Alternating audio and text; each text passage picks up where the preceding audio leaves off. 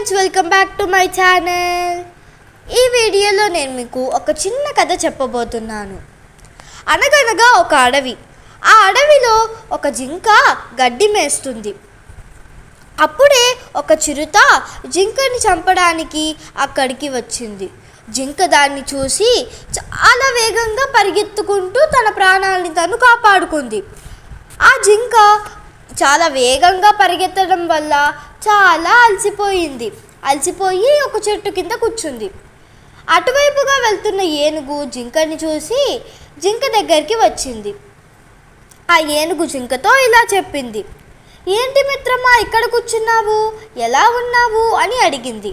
అప్పుడు ఆ జింక, ఏమీ లేదు, ఊరికే కూర్చున్నాను, నేను చాలా బాగున్నాను అని చెప్పి అక్కడి నుంచి వెళ్ళిపోతుంది. ఆ జింక తను ఇంటికి రాగానే జింక యొక్క తల్లి జింక ఆ పిల్ల జింకతోటి ఇలా చెప్పింది, ఎక్కడికి వెళ్ళావు, నేను నీ కోసం ఎంతసేపటి నుంచి వేచి ఉన్నానో తెలుసా అంటుంది.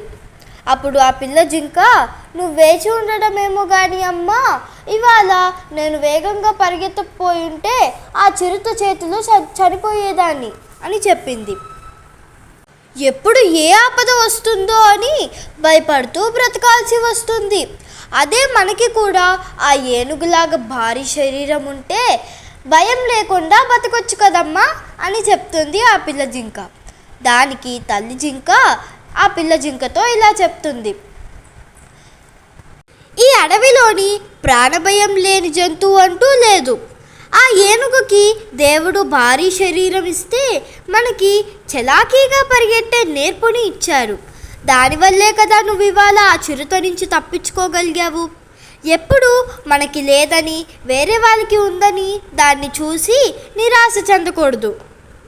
ఉన్న శక్తిని వాడుకొని మనల్ని మనము కాపాడుకోవాలి అని చెప్తుంది ఆ తల్లి జింక. అప్పటి నుంచి పిల్ల జింక తల్లి జింక చెప్పినట్లే విని సంతోషంగా బతకసాగింది. మీకు ఈ స్టోరీ బాగా నచ్చింది అనుకుంటున్నాను ఫ్రెండ్స్.